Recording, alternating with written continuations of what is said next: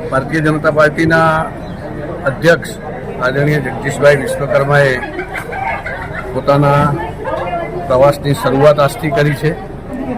આજે સવારે મા અંબાજીના દર્શન પૂજન કરીને પાલનપુર ખાતે એક વિશાળ જનસભાને તેઓએ સંબોધી અને ત્યાર પછી રૂટમાં આવતા બધા જ મોટા સ્થાનો ઉપર ખૂબ મોટી સંખ્યામાં ભારતીય જનતા પાર્ટીના કાર્યકર્તાઓ અને લોકો ઉપસ્થિત રહ્યા અને એમનું અભિવાદન કર્યું।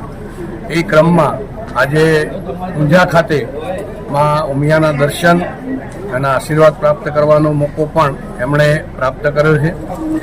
બહુ મોટી સંખ્યામાં કાર્યકર્તાઓ અહીંયા ઉપસ્થિત રહ્યા। આ સમાજના સન્માનીય પ્રમુખ શ્રી બાબુભાઈ અને એમની સમગ્ર ટીમ, સામાજિક આગેવાનો, આ બધાની પણ ખૂબ મોટી સંખ્યામાં હાજરી રહી અને ખૂબ ઉલ્લાસપૂર્વક વાતાવરણમાં એમનું અહીંયા